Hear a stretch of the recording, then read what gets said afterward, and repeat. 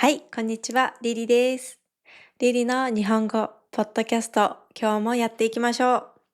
はい、皆さんは温泉に入ったことがありますか？寒い日にね、暖かいお風呂にゆっくり入る、あれですね。はい、最近韓国はまだまだ朝晩が冷え込みます。朝晩、朝と夜が冷え込む寒いことですね。朝晩が冷え込みます。なのでね、最近お風呂に入りたいなと思って、韓国にある温泉に行ってきました。で、その温泉に入りながら、次のポッドキャスト、温泉について話そうと思ったわけですね。なので今日のテーマは、温泉と銭湯について話していきたいと思います。はい。日本って実は温泉がすごく多い国なんですよ。うん。火山が多い国なので、その分、温泉も自然と多いわけですね。はい。ちなみに、銭湯と温泉はちょっと違います。銭湯は街の中にあるみんなで使うお風呂。なんか大きいお風呂っていう感じで、人工的に沸かしたお湯を使っています。人工的にっていうのは人が作ったやつですね。なので、今の家のね、お風呂なんかをイメージしてもらって、そのお風呂が大きくなったのが銭湯とイメージしてもらえればいいかなと思います。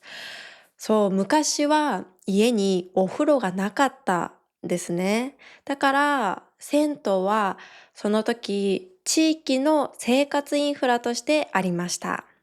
今日はね、この2つの違い、銭湯とお風呂の違いや、あとは入る時のマナーとか、使えるフレーズなんかについて話していこうと思います。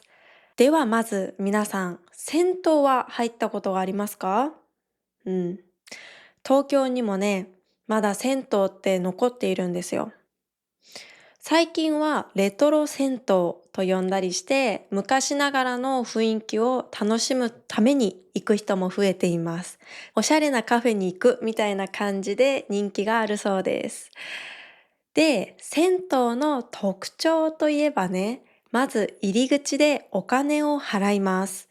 で、そのお金を払うところを昔は番台と呼んでいました。その番台は男湯と女湯のちょうど間にありました。男湯は男の人が入る温泉。女湯は女の人が入る温泉ということです。その間に番台がありまして、そこにはいつもおじいさんやおばあさんが座っていて、その番台にお金を払うスタイルでした。でもね、最近はバンダイもなかなか見ないと思います。うん。銭湯がね、もう少なくなってきているので、それと一緒にバンダイもなくなってきています。で、中に入ると脱衣所があります。脱衣所は服を脱いだり着たりするところです。脱衣所があって、そこで服を脱いだらロッカーに荷物を入れてお風呂に入るという流れです。でね、このロッカーは、銭湯はですね、大体は自分で好きなところを使えると思います。うん。なんか空いていればどこでも勝手に使っても大丈夫っていうスタイルですね。はい。お風呂の種類もいろいろあって、熱いお湯のお風呂、だいたい41度、42度ぐらい。と、ぬるめのお風呂。あまり熱くないぬるめのお風呂ですね。これはだいたい38度くらいかな。うん。で、あと電気風呂っていう少し電流が流れているお風呂があります。入るとね、ちょっとピリピリっていう感じがありますね。うん。そんなに電気が流れてるっていう感じはないです。はい。あとね、サウナがあるところもありますね。もちろん、銭湯によって種類は違うので、気になる方は行く前にチェックしてみてください。銭湯に行くのはちょっと勇気がいるかもしれないけど、ぜひ日本に来たら行ってみてほしいです。ちょっと昔の日本を体験することができます。で、続いては温泉の話をしましょう。温泉は銭湯よりちょっと旅行感が強いイメージですね。温泉地という言葉があるくらい、温泉地、温泉が集まっている地域のことです。その言葉があるくらい、温泉がある地域に泊まりに行くことが、日本人のよくある旅行スタイルです。もちろん、これ以外にも銭湯との大きな違いはお湯ですね。銭湯は人工的に作っ、人工的に作ったお湯。水道水とか、そういう家でも使ってるようなのと一緒。温泉は自然に出てきた温かいお湯を使っていますね。でね、有名な温泉地で言うと何がありますか？例えば箱根、草津、別府、登別、あと有馬温泉とかいろいろありますよね。温泉に行くとね、旅館に泊まることが多いんですが、旅館に泊まって夜ご飯を食べます。で、温泉に入るんですよ。で、温泉から出てきたらね、ビールを飲んだりして、もうこれが最高にいいんですよね。本当に幸せです。で、温泉のお湯は場所によって全然違くてですね、白っぽいお湯だったり、透明なお湯だったり、あとは茶色っぽいお湯のところもあります。これはお湯の種類によっていろいろ効果が違うんです。例えば、このお湯は肌がツルツルになる、スベスベになる、綺麗になる、とか、疲れがよく取れるとか、いろんな効果があります。温泉に行くと入り口にその温泉のお湯の説明が書いてあるので、ぜひ読んでみてください。はい。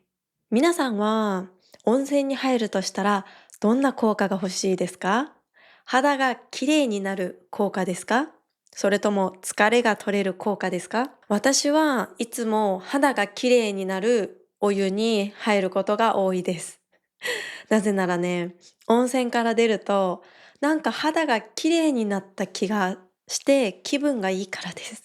ちょっと単純な理由で恥ずかしいんですけど、はい。あとね、温泉って泊まらなくても楽しむことができます。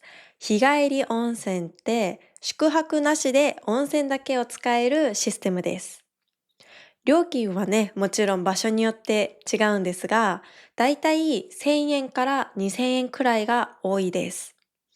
ちょっと最近は物価が高いので、値上がりしている可能性があります。値上がり、値段が上がっているですね。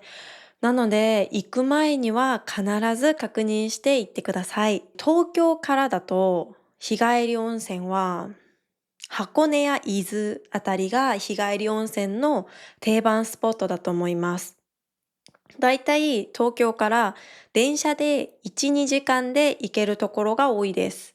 なので、今日ちょっと疲れちゃったなとか、例えば会社でね、半休、半日休む。例えば4時間だけ仕事して帰りますみたいな。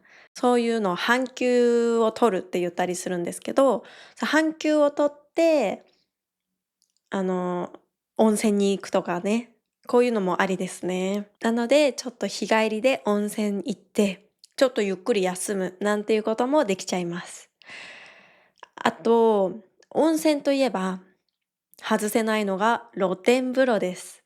露天風呂っていうのは、外にあるお風呂のことで、夜だったら星を見ながら温泉に入れたり、温泉によっては海を見ながら入れるところもあって、私が今でももう一度リベンジしたいと思う温泉が、初日の出、1月1日に初めて出てくる太陽、日の出、初日の出を温泉に入りながら見れるスポットがあるんですね。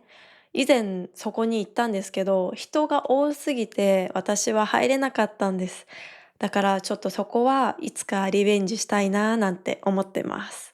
そんな感じで本当にいろんな種類の温泉があるので、ぜひ一度調べて行ってみることをお勧めします。さて、ここからが大事ですね。さあ、温泉に行くことが決まりました。温泉に到着しました。じゃあ、入る時のマナーなんでしょう。今日はね、3つお話ししたいと思います。あ、4つかな。4つお話しします。まず1つ目、タオルはお湯に入れないことです。これは本当に大事で、知らないとやっちゃう人もいると思うんですけど、温泉では体を隠すためにタオルを持って入ることができます。ただ、そのタオルをお湯の中に入れてはダメです。はい。あの、タオルがね、そんなに綺麗じゃないからねっていうことが理由です。はい。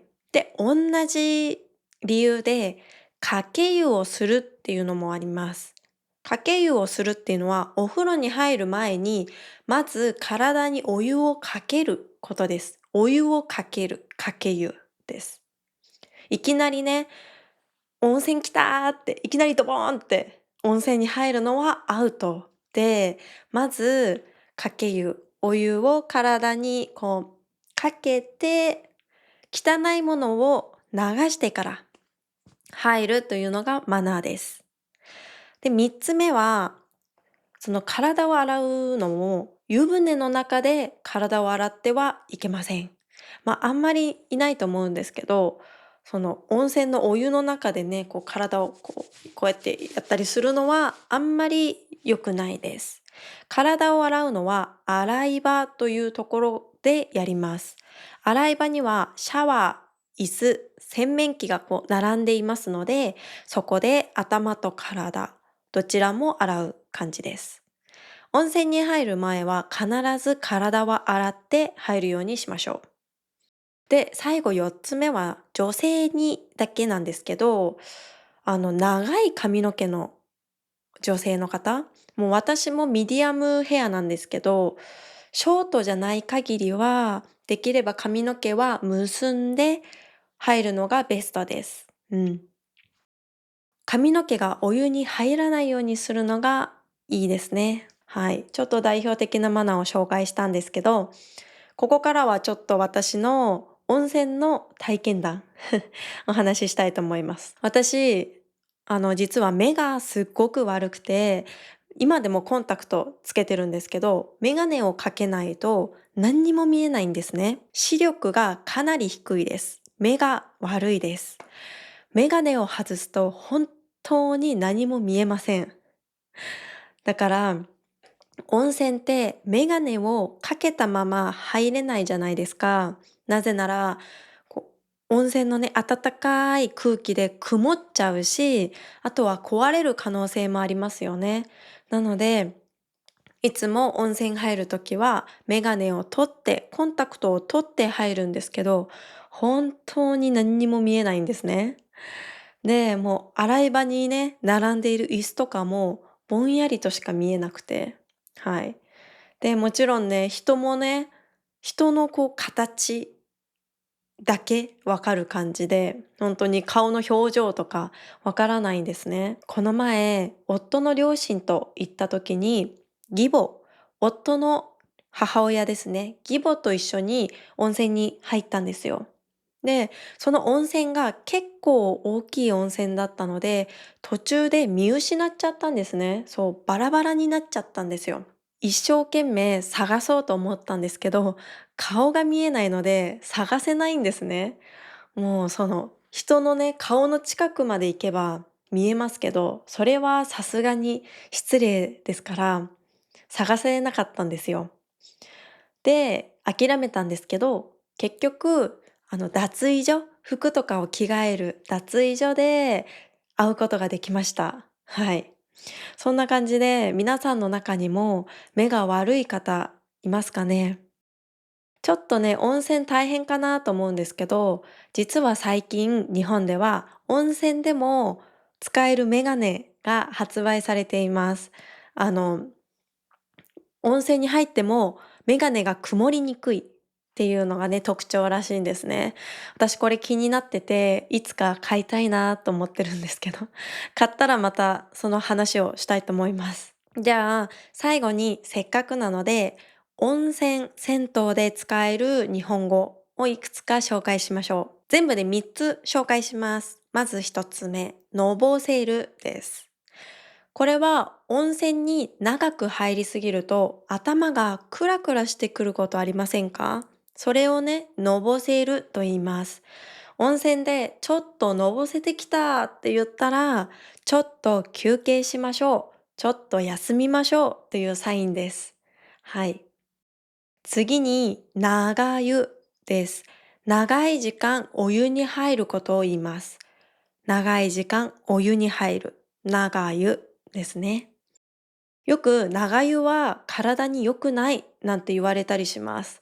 だいたい1時間とかが長湯の基準になるかなと思います。それから温泉宿で見る言葉、立ち寄り湯ですね。